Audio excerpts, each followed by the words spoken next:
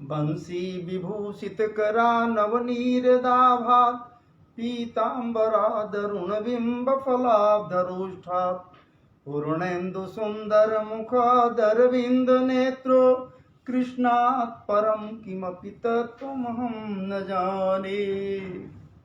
कृष्णाय वासुदेवाय देवकी नंदनाय च नंदगोपकुमाराय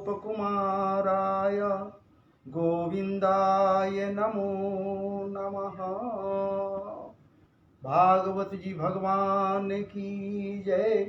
भागवत महापुराण की जय। व्यासदेव महाराज की जय। परम श्रद्धेय श्री सुखदेव जी महाराज की जय। परीक्षित जी महाराज की जय। मैत्रेय मुनि की जय। उद्धव बाबा की जय। विदुर जी महाराज की जय। वांग्मय ब्रह्म की जय। शब्दमय ब्रह्म की जय।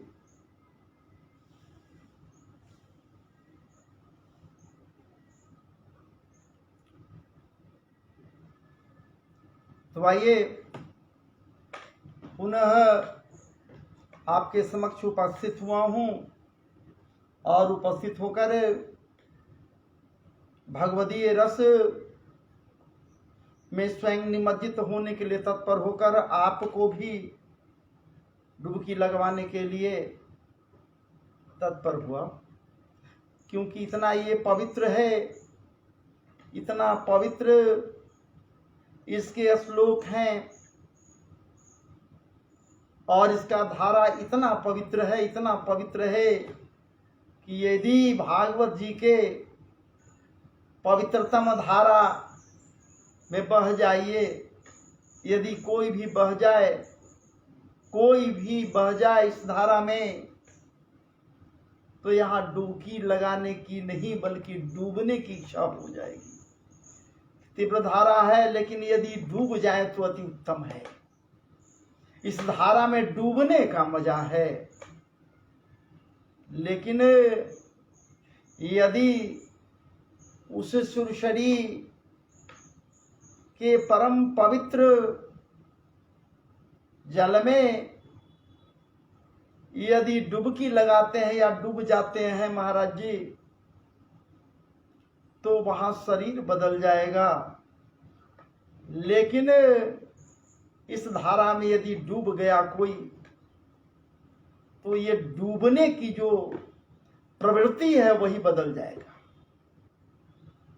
और जब डूब जाएगा इस धारा में तो आवागमन के साधन से निश्चित ही मुक्त हो जाएगा। जैसा कि भागवत जी के परम पवित्र कुछ कथाओं के द्वारा हम सबों को बतलाया गया है। जब यह प्रेत पीड़ा विनाशिनी है, प्रेतत्व से मुक्ति दिलाता है, या फिर साजुज्य मुक्ति दिला देता है, ये श्लोक परम पवित्र श्लोक हैं, सो तो और क्या चाहिए। साजुज्य भक्ति मिल जाता है, क्योंकि एक श्लोक भी यदि मिल जाए, आधा श्लोक भी मिल जाए, एक चौथाई श्लोक भी अगर श्रवण करने के निमित्त मिल जा रहा है, तो ये मानकर चलनी होगी कि ये ठाकुर जी की कृपा है। आज का दिन बड़ी ही उत्तम है कि इस उत्तमोत्तम दिन पर भागवत जी के परम पवित्र 2-4 श्लोकों को श्रवण करने का मौका मिला। अजी महाराज, ये मौका मिलेगा नहीं मिलेगा ये कौन जानता है। सुनने का, सुनाने का मौका मिलेगा नहीं मिलेगा ये कोई नहीं जानता, ये प्रारब्ध जानता है। थोड़े प्रारब्ध बताने के लिए आएगा कि भैया आपको मौका नहीं मिलेगा, मौका नहीं मिलेगा, ये प्रारब्ध बतलाने नहीं आएगा। तो क्यों हम पहले से ही सावधान न हो जावें? पहले से ही सावधान यदि हो जाते हैं और सावधान होकर इनके आश्रय में आ जाएं, तो नित्य निरंतर सदैव यदि सुनते रहें, सुनाते रहें, यानी भगवत चर्चा में अपने को लगाए रखें और लोगों को लगने के लिए प्रेरित करते रहें, तो इससे बड़ी उपलब्धि और क्या होगा भैया कि ठाकुर जी की प्राप्ति हो जाए। ठाकुर जी मिले या नहीं मिले, उनकी कृपा मिल जाए।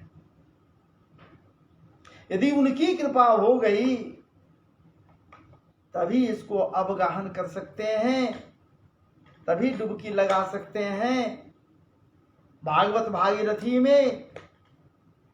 क्योंकि ये तो भैया आत्मकूलक प्लावनी धारा है, आत्मकूलक प्लावनी धारा है, जो भागवत भागीरथी के रूप में है या फिर रामायण भागीरथी के रूप में है, वो भी तो भागीरथी है, या फिर अनेकानेक सदग्रंथ रूपी अनेकानेक सदग्रंथ भागवत भागीरथी के रूप में है, वो भागीरथी के रूप में है।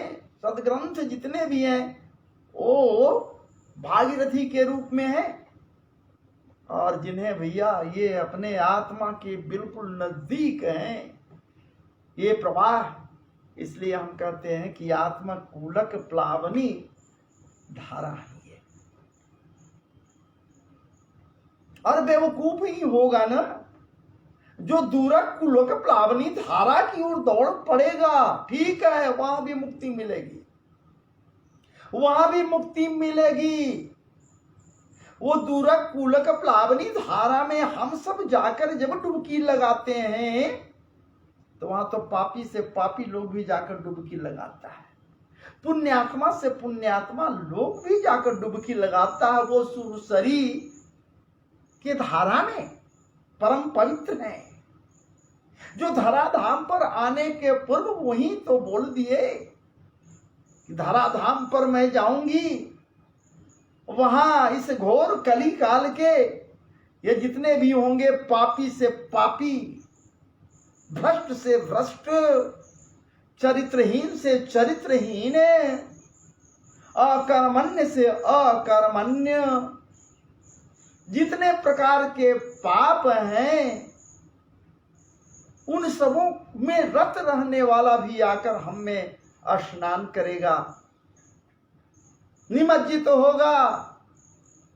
तो उनके पापों से हम तो अपवित्र हो जाएंगे।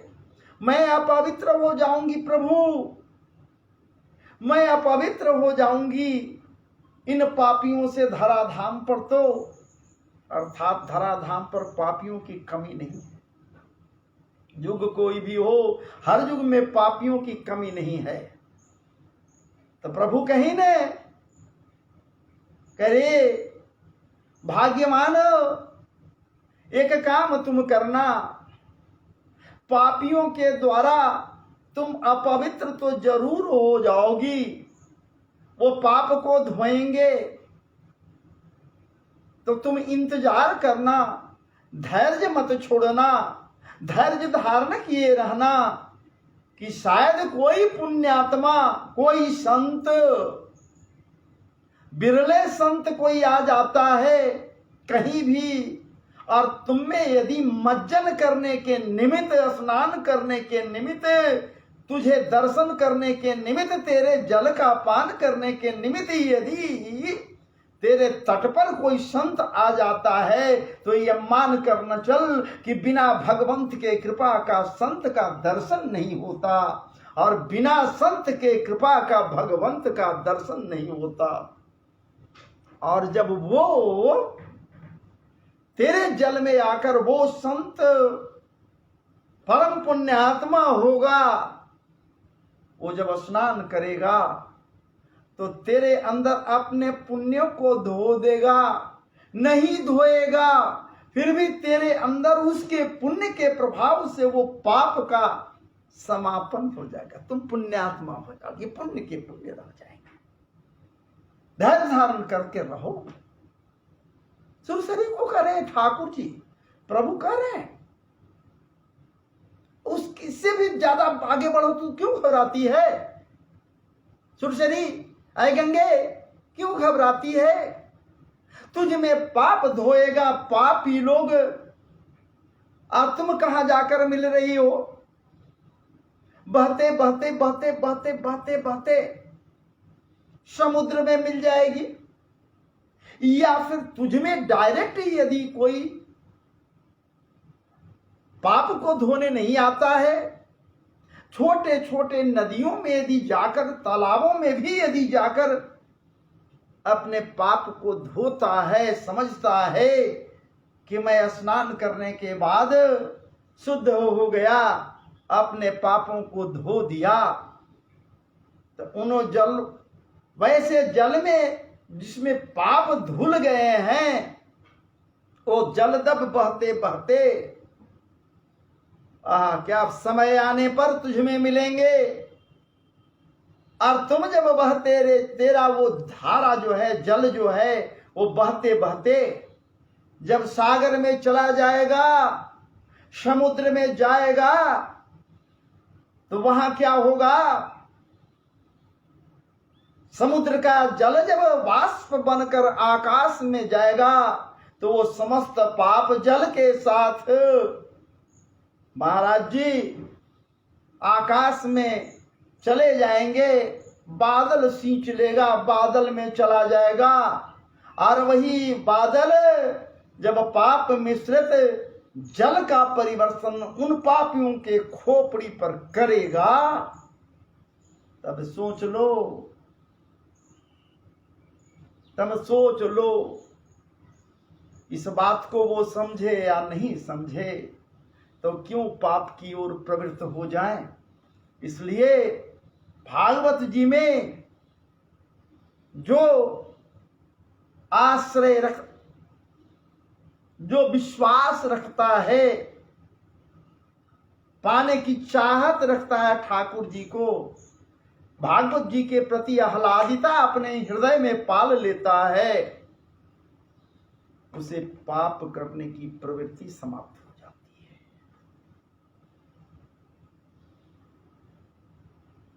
और यहां इस जगह पर अभी आपके समक्ष जिन बातों को रखा, इसके पूर्व के वीडियो में, ये तृतीय स्कंध के 8वें अध्याय का है। इसके बहुत पूर्व के वीडियो में 11 श्लोक तक आपके समक्ष रखे थे, फिर अभी 1-2 श्लोकों को आपके समक्ष रखा, लेकिन तकनीकी गड़बड़ी के कारण मैं आगे नहीं बढ़ सका। तो आइए आपको लेकर चलूं भागवत जी में, और ये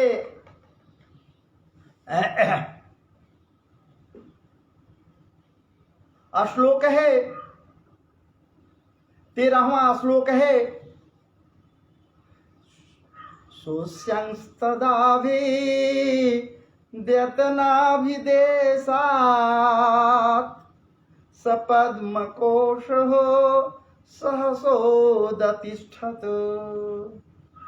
कालेन कर्म प्रतिबोधनेन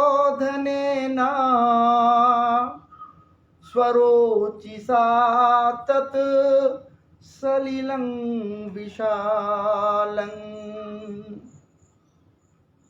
विद्योत इयनर्क इवयात्मयो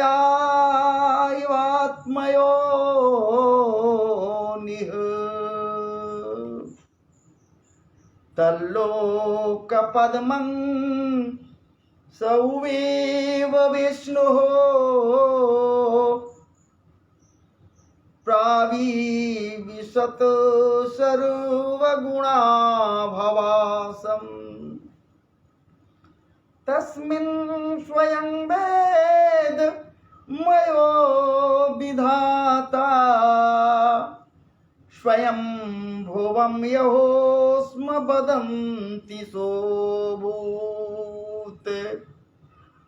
अब यहां पर आइए सिर्फ यूं ही श्लोक का गान आपके समक्ष करता जाऊं तो इनके भावों को नहीं समझ पाएंगे, तो इनके अर्थ को भी आपके समक्ष रखते चलूं।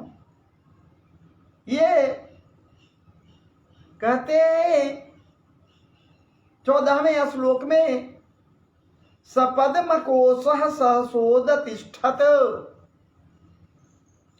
कर्म शक्ति को जागृत करने वाले काल के द्वारा विष्णु भगवान की नाभि से प्रकट हुआ वह सूक्ष्म तत्व जो भीतर है, कमल कोश के रूप में सहसा ऊपर उठा। सपद्म कोशः कर्म प्रतिबोध सपद्म कोशः सहसोदतिष्ठत कालेन कर्म प्रतिबोधनेन। ये सहसा ऊपर की ओर पद्मकोश अर्थात कमल का विशाल पुष्प उठा और उसने सूर्य के समान अपने तेज से उस अपार जल राशि को उद्भासित कर दिया। ठीक उसी प्रकार से जैसे अंधेरी रात में वर्षाकालीन समय में वर्षाकालीन समय हो, मेघों से व्योम आच्छादित हो और जब विद्युत संपात होता है तो विद्युत संपात होने से महाराज जी समस्त गगन उद्भासित हो जाता है। उद्भासित होने में सिर्फ गगन ही नहीं बल्कि धराधाम भी उद्भासित हो जाता है। ठीक उसी प्रकार से एकाएक सूर्य का प्रकाश नहीं महाराज जी, तेज नहीं महाराज जी, अनेकानेक कोटि कोटि सूर्य के प्रकाश को अपने अंदर सिमेटे हुए परम तत्व पूरित हो कमल पुष्प जब सहसा प्रभु के नाभि सरोवर से बाहर आता है तो महाराज जी उद्भासित हो जाता है पूरा का पूरा संसार। या फिर वो जल राशि जो विशाल भंडार है वो उद्भासित हो जाता है। या फिर ये समग्र को दीप्यमान कर देता है। दूसरा है 15वें में तलोक पद्मं सौएव विष्णुः प्राविशत सर्वगुणावभासम् तस्मिन् स्वयं वेदमयो विधाता स्वयं भुवं यो स्म वदन्ति वसोऽभूत्। संपूर्ण गुणों को प्रकाशित करने वाले उस सर्वलोकमय इसलिए कहा गया कि उसके प्रकाश समस्त के समस्त लोकों में फैल गया, उद्भासित कर दिया और इतना विराट है, इतना विशाल वो है कि समस्त जगह पर वो फैला हुआ है। सर्वलोकमय कमल में वे विष्णु भगवान। दूसरी बात एक मानी जाए उस कमल में भी, कमल पुष्प में भी साक्षात नारायण जो समस्त लोकों में कण कणिकाओं में महाराज जी विराजमान है, वो भी उसमें विराजमान है। जो अंतर्यामी रूप से प्रविष्टि पाए हुए हैं। अर्थात उस पुष्प में क्योंकि उनके नाभि सरोवर से निकला तो भला वो कैसे अलग रहेंगे, उसमें वो भी तो अभिभूत हैं महाराज जी। तब उसमें से बिना पढ़ाए ही स्वयं संपूर्ण वेदों को जानने वाले साक्षात वेद मूर्ति श्री ब्रह्मा जी प्रकट हुए, जिन्हें लोग स्वयंभू कहते हैं तो स्वयंभू कहते हैं कि बात को छोड़ दीजिए। ब्रह्मा जी हैं तो स्वयंभू, लेकिन किसके इच्छा पर है? वही परमात्मा अपने एक रूप से ब्रह्मा बने, अपने एक तत्व को लेकर कमल पुष्प के रूप में ऊपर में अपने नाभि सरोवर से जल के निकलकर जल के ऊपर विकसित हुए और उसके ऊपर वेद मूर्ति बिना पढ़ाए। यहाँ एक शब्द भागवत जी में आ रहा है, जिनको पढ़ाया नहीं गया, ठाकुर जी मात्र अपने संकल्प मात्र से क्या बात है, सब कुछ पिला दिए, समस्त वेद विधा को पिला दिए, वेद विज्ञान को पिला दिए, कहीं कुछ बाकी नहीं बचा, सारा कुछ ब्रह्मा जी को पिला दिए। ये ब्रह्मा जी उस कमल पुष्प के ऊपर में प्रकट हुए और लोग इन्हें प्रकट होने के कारण स्वयंभू कहते हैं कि स्वयं प्रकट हुए। अरे स्वयं कहाँ कोई होता है? वो जो कुछ होता है सब तो वही करता है, दिखलाई नहीं पड़ता, कोई देख नहीं सकता कि वो करने वाला कर रहा है, लेकिन करता तो वही है, मानकर यही चलना होगा। कर्तुम अकर्तुम सर्वथा कर्तुम वो है, समरिया सरकार है, करते हो तुम कन्हैया, करते हो तुम कन्हैया, मेरा नाम हो रहा है। इस प्रकार से उसे तस्यांश चांभोरुह कर्णिकाया मवस्थितो लोकमपश्यमानः परिक्रमण व्योम्नि निवृत्त नेत्रोस् चत्वारि लेभेनुदिशं मुखानि। उस कमल की कर्णिका में, कर्णिका अर्थात गद्दी, कमलनाल के ऊपर में कमल पुष्प विकसित है, फैला हुआ है, विस्तृत जगहों को घेरे हुए है, और वो कर्णिका भीतर में है, वो गद्दी का रूप धारण कर लिया। क्या बात है। और बीच में ब्रह्मा जी को जब कोई लोक दिखाई नहीं दिया, बीच में बैठे हुए ब्रह्मा जी, आसपास कहीं कुछ नहीं दिखलाई दे रहा है भैया, सुन लीजिए। ब्रह्मा जी प्रकट तो हो गए, लेकिन इनको कुछ दिखलाई नहीं देना, कोई लोक देख रहा है, न परलोक दिखाई दे रहा, कहीं कुछ नहीं दिखलाई दे रहा, हर जगह शून्य ही शून्य है, अपार जल राशि के ऊपर उठे हुए हैं ये। उनको ये भी भान नहीं कि मैं कौन हूं। अब आप सोच लीजिए, तब ये आंखें फाड़कर आकाश में चारों ओर देखने लगे, इधर उधर आंखें खोलकर देखने लगे चारों दिशाओं में, इसलिए चूंकि इन्हें परिश्रम न करना पड़े मस्तक को, मुंडी को इधर उधर करने में, इसलिए इनको चार आनन हो गया। इसलिए उनके चारों दिशाओं में चार मुख हो गए, इसलिए वो चतुरानन कहलाए।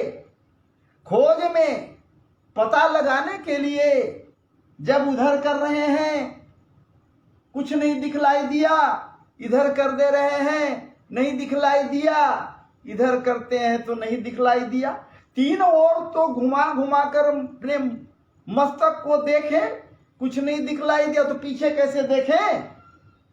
अब ठाकुर जी की कृपा से इनके ऊपर कृपा किए और पीछे भी एक आनन बन गया, ये चतुरानन हो गए। तो एक जगह बैठे बैठे ही चारों दिशाओं में भ्रमण करने लगे, देखने लगे, इनकी दृष्टि चारों दिशाओं में दौड़ने लगी। चार मुख हो गए, सोच लीजिए। तस्माद्युगान्तो श्वसनावघूर्णो जलोर्मिचक्रात् सलिलद्विरूढम् उपाश्रितः कञ्जमुलोकतत्त्वं नात्मानमद्दाविददादिदेवः।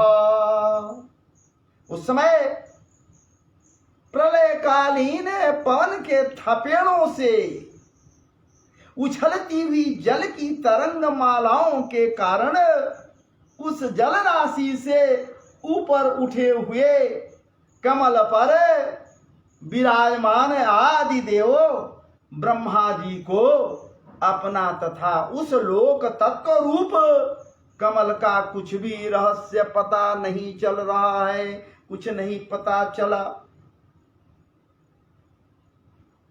यहां कह रहे हैं कि प्रलयकालीन जल के थपेड़ों के कारण, पवन के झकोरे पड़ने के कारण इधर से उधर तो वो हो रहे हैं जरूर।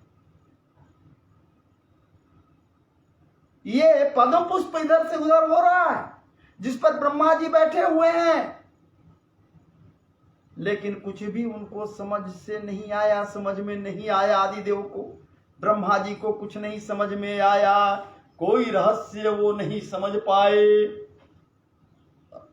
कोई भी रहस्य ब्रह्मा जी नहीं समझ पाए।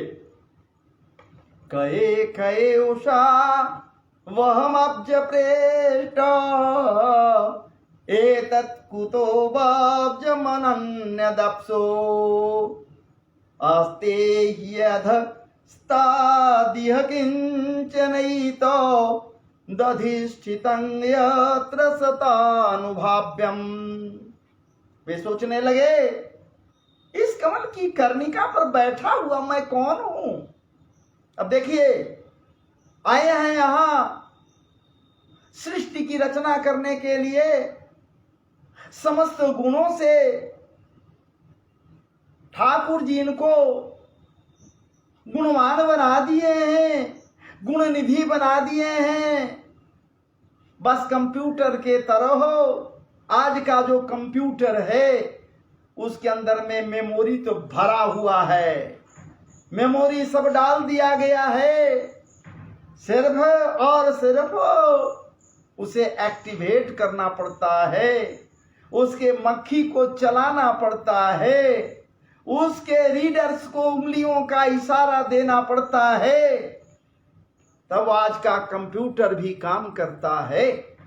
ठीक उसी प्रकार हमारे नियंता पर ब्रह्म परमात्मा आदिदेव ब्रह्मा जी के मानस को भी कंप्यूटर के सदृश से बना दिए।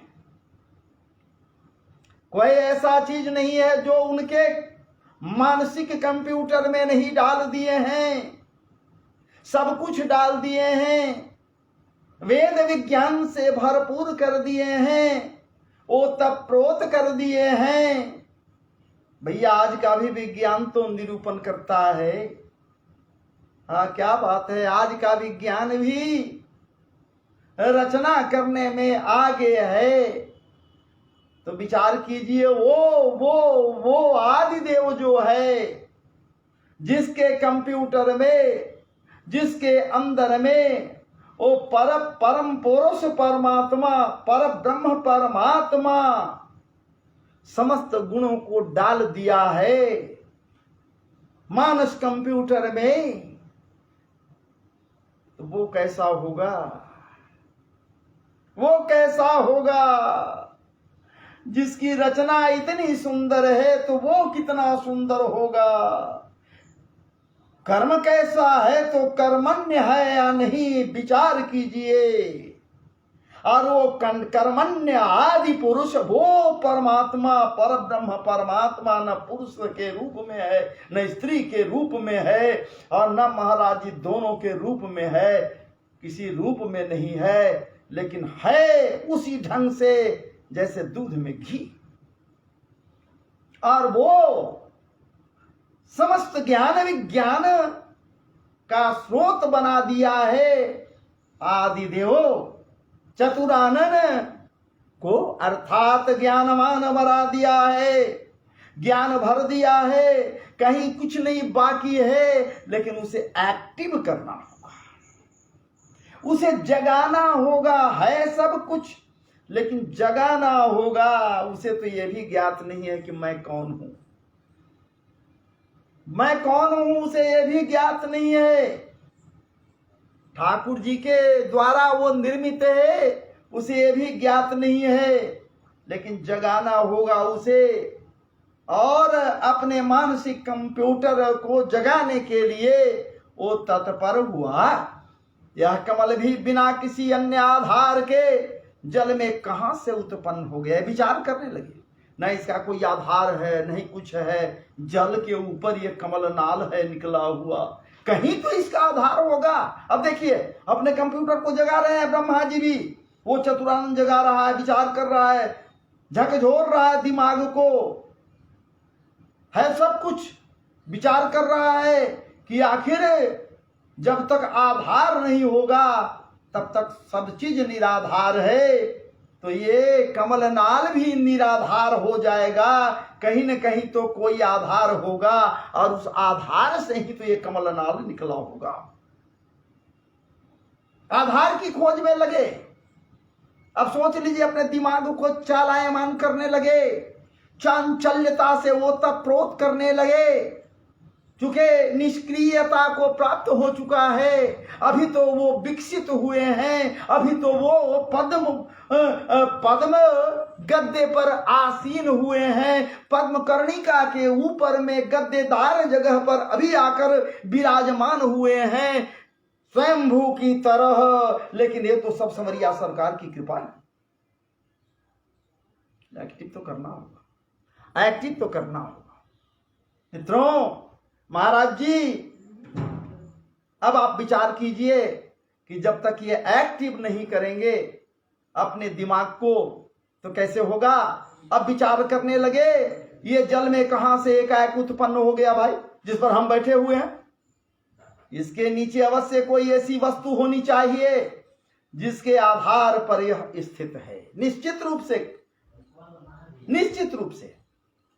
और इस प्रकार से सयेथमोद्वेक्ष तदब्जनालो नाड़ी भिरंतरो जलमाविवेश नारवागतस्तत् खरनाल नाल नाभिं विचिन्वंस्तदविन्दताजो।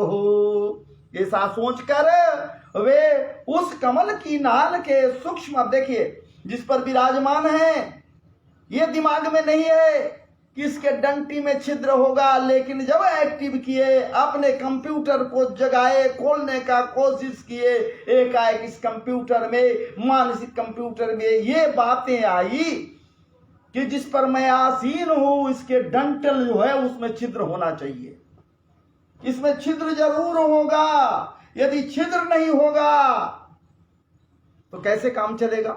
उसी छिद्र से तो वातावरण से इसका संपर्क बना हुआ रहेगा, तो निश्चित रूप से ये छिद्र होगा। और ये सोचकर उस कमल के नाल के सूक्ष्म है, वो छिद्र है, लेकिन सूक्ष्म छिद्र है। यही सूक्ष्म छिद्र तो हमारे वो आपके शरीर में है भैया। समस्त रोमकूपों में जो छिद्र है, ये सूक्ष्म छिद्र है। ये तभी हम और आप अनुभव करते हैं जब गर्मी के दिनों में महाराज जी ऊपरी भाग चमड़े का, शरीर का ऊपरी भाग चिपचिपा होता है, जलबिंदु दिखलाई देते हैं तो समझते हैं कि भीतर से कुछ निकल रहा है। तो कैसे निकल रहा है? उन्हीं रोमकूपों से, उन्हीं सूक्ष्म छिद्रों से ये जल बिंदु बाहर निकल रहा है। उसी तरह से ये विचार करते हैं कमल नाल में सूक्ष्म छिद्र जरूर होगा, और महाराज जी छिद्रों में होकर उस जल में ये घुस गए, छिद्रों के वो रास्ते ये जल में घुस गए, और एक दिन 1 घंटे 2 घंटे नहीं, अनेका अनंत बहुत समय तक ये अंदर में ये खोजते रह गए, लेकिन इन्हें कुछ नहीं पता लगा। किंतु उस नाल के आधार को खोजते खोजते नाभि सरोवर के सब जगह सारे हिस्सों में डुबकी लगाकर घूमते रह गए, लेकिन कहीं पता नहीं चला कहां से इसका आधार है, कहां अंत है और कहां इसका प्रारंभ है, कोई पता नहीं लगा सके। नाभि देश के समीप तक पहुंच गए, लेकिन ये पता नहीं लगा सके, इन्हें पता नहीं लगी कि आखिर अंत कहां है। तो विद्यापति इसी नाते तो कहते हैं, अरे कत चतुरानन कत चतुरानन मरी मरी जावत, कत चतुरानन मरी मरी जावत, न तू आदि अवसाना। कत चतुरानन मरी मरी जावत, न तू आदि अवसाना। तोहे जन्म पुनी तोहे समावत, तोहे जन्म पुनी तोहे समावत, सागर लहर समाना। कितने कितने ब्रह्मा पैदा लिए, विद्यापति स्पष्ट कर रहे हैं, एक बार नहीं बार बार, और प्रत्येक कल्प के प्रारंभ में, प्रत्येक कल्प के अंत में ब्रह्मा जी भगवान के उस विराट अंड में, शरीर में, विराट में लीन हो जाते हैं, सब कुछ लिए हुए। और सृष्टि के प्रारंभ में, कल्प के प्रारंभ में वो पुनः प्रकट होते हैं। तो कत चतुरानन मोरी मरी जावत न तू आदि अवसाना, लेकिन आपका आदि और अंत का वो पता नहीं लगा सके, नहीं पा सके। ठीक उसी प्रकार ब्रह्मा जी नाभि सरोवर के अंत तक, तल तक गए, बहुत काल तक घूमते रह गए, लेकिन ये पता नहीं सके आधार कहाँ है। तमस्य पारे विदुरात्म सर्गं विचिन्वतो भो समास्त्रियो नेमिहे, यो देह बाजां भयमीरयाण हो परीक्षिणोत्या युरजस्य हेति। कहते हैं विदुर जी, उस अपार अंधकार में अपने उत्पत्ति स्थान को खोजते खोजते ब्रह्मा जी को, अब देखिए कंप्यूटर एक्टिव हुआ है, एक्टिव नहीं हुआ तो ब्रह्मा जी ये कैसे समझ गए कि मेरा ये उत्पत्ति स्थान नहीं है, छिद्र है, नाल में छिद्र है, तो मेरा उत्पत्ति स्थान यहां नहीं है। मैं प्रकट भले हुआ, छिद्र से आया, कहीं और मेरा उत्पत्ति स्थान है, और उसी उत्पत्ति स्थान को खोजते खोजते खोजते खोजते महाराज रह गए, लेकिन इनको पता नहीं चला आधार कहाँ है, कहाँ से मैं आया, उत्पत्ति स्थान को नहीं खोज सकते। वही यहाँ पर कह रहे हैं, तमस्य पारे विदुरात्म सर्गं विचिन्वतो भो सुमास्त्रिणेभि यो देहभाजां भयमीरयाणो परीक्षिणोत्थायुर्जस्य हेति। विदुर जी उस अपार अंधकार में अपने उत्पत्ति स्थान को खोजते खोजते ब्रह्मा जी को बहुत काल बीत गया। ये कौन कह रहे हैं? मैत्रेय मुनि कह रहे हैं, यह काल ही भगवान का चक्र है, जो जितने समय तक बीत गया, बहुत काल बीत गया, यही काल तो भगवान का चक्र है, जो प्राणियों को भयभीत करता हुआ उनकी आयु को क्षीण करता रहता है। यही है वो चक्र, काल ही तो चक्र है। ततो निवृत्तो प्रतिलब्ध काम हो स्वधिस्नय मासाद्य पुनः सदैव हो सनर्जित श्वास निवृत्त चित्तो नसीददारूढ़ समाधि जोग। अंत में विफल मनोरथ हो वे वहां से लौट आए। ब्रह्मा जी वहां से नाभि सरोवर से लौट आए और पुनः अपने स्थान पर अर्थात पद्म कणिका रूपी गद्दे पर आकर, उस आधार पर आकर विराजमान हो गए। और इतना ही नहीं, अपने को योगाभ्यास में तल्लीन कर लिए ब्रह्मा जी। सोच लीजिए, और आज यदि कोई योग पुरुष कहता है योग करने के लिए, तो हम सब के सब खिल्ले उड़ाते हैं, उंगली उठाते हैं। सोच लीजिए, ये ब्रह्मा जी भी बैठकर अपने आसन पर जब कुछ नहीं पता लगा तो विचार किए कि अब हम तपस्या करें। तब तपस्या कैसे करेंगे? मन को पवित्र करनी होगी, हृदय को शुद्ध करनी होगी, और कर्म तो शुद्ध है ही है, कहना ही नहीं है। आसन पर पवित्र आसन होनी चाहिए, तो उससे पवित्र आसन और क्या होगा, जिस आश्रम में पर ब्रह्म परमात्मा अभिराजित है। और उस पर बैठकर धीरे धीरे अपने प्राणवायु पर, अपने श्वास प्रश्वास पर नियंत्रण करने लगे। अपने प्राणवायु को धीरे धीरे जीत कर चित्त को निसंकल्प किया और समाधि में स्थित हो गए। जैसे ही संकल्पित हुए, चित्त इनका स्वच्छ हुआ, मन केंद्रित हुआ, तो समाधि में चले गए, समाधि में आ गए। काले न सोजहो पुरुखायुखावी प्रवृत्त जोगे विरूढ़ बोध स्वयं तदंतर हृदय बभातो मपास्यतापास्यत जन्न पूर्वम।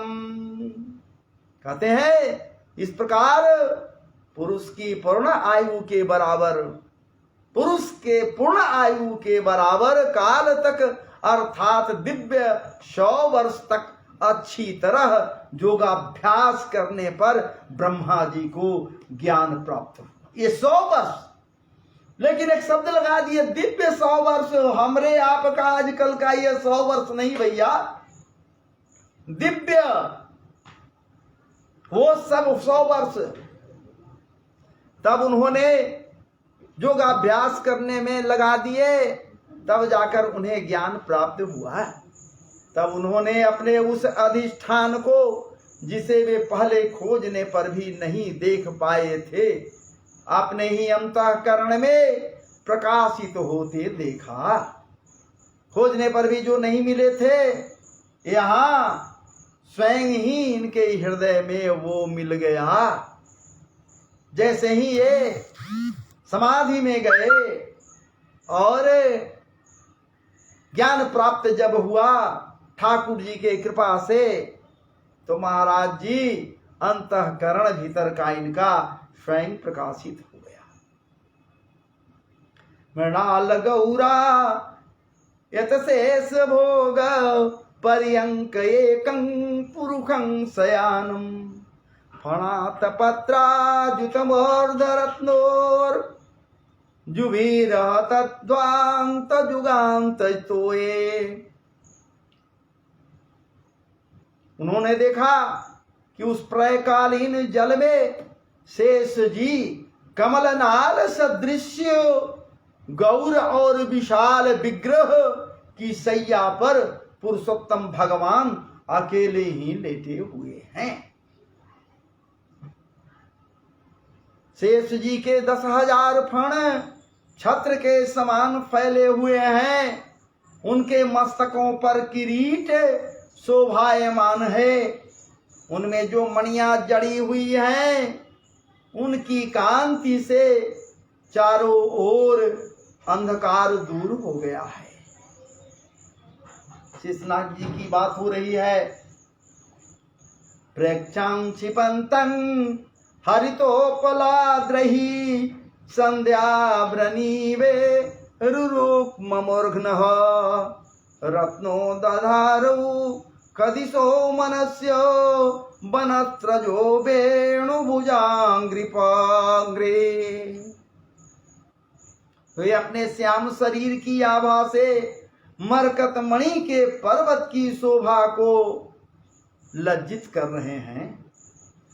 उनकी कमर का पीतपट पर्वत के प्रांत देश में छाए हुए सायंकाल के पीले पीले चमकीले मेघों की आभा को मलिन कर रहा है। सिर पर सुशोभित सुवर्ण मुकुट सुवर्णमय शिखरों का मान मर्दन कर रहा है। उनकी वनमाला पर्वत के रत्न जलप्रपात औषधि और पुष्पों की शोभा को परास्त कर रही है तथा उनके भुजदंड वेणुदंड का और चरण वृक्षों का तिरस्कार करते हैं।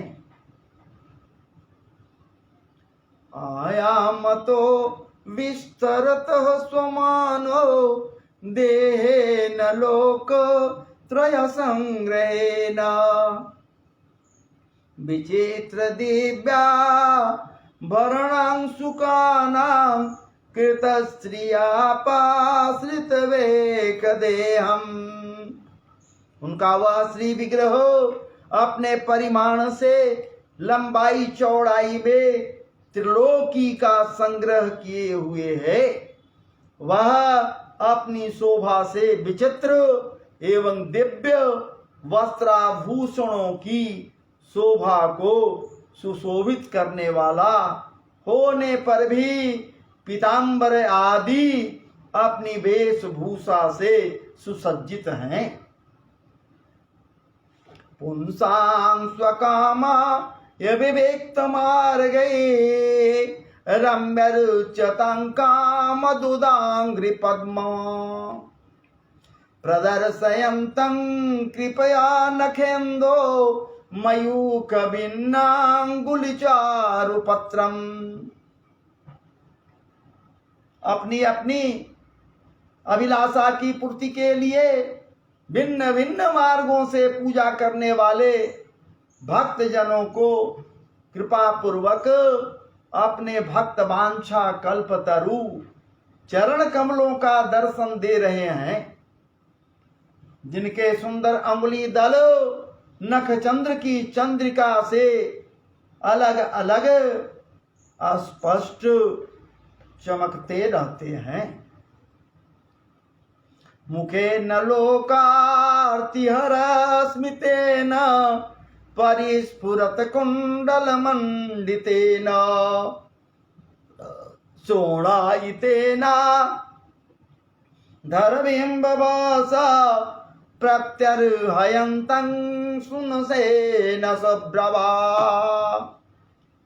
सुंदर नासिका, अनुग्रह वर्षी भौहें, कानों में झिलमिलाते हुए कुंडलों की शोभा, बिंबा फल के समान लाल लाल अधरों की कांति एवं लोकार्तिहारी मुस्कान से युक्त मुखारविंद के द्वारा वे अपने उपासकों का सम्मान अभिनंदन कर रहे हैं।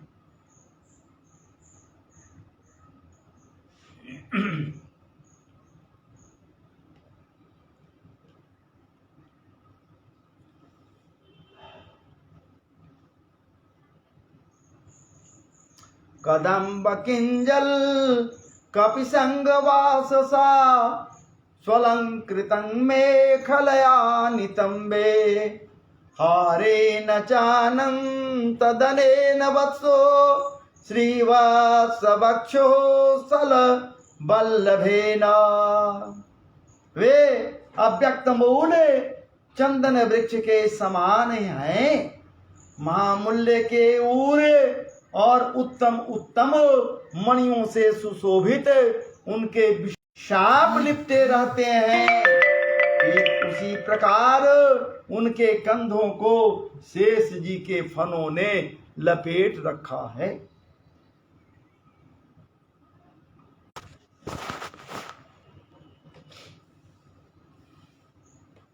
वे नागराज अनंत के बंधु श्री नारायण ऐसे जान पड़ते हैं मानो कोई जल से घिरे हुए पर्वतराज ही हो।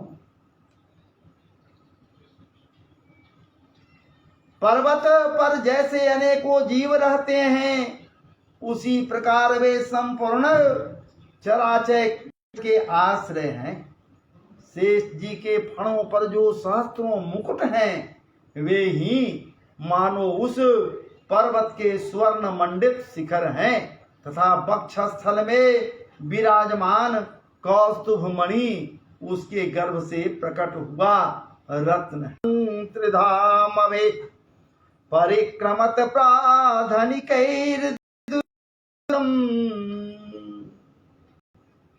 तरहैव तन्ना विसरो सरोजो मात्मानमम्भः श्वसनं वियच्च ददर्श देवो जगत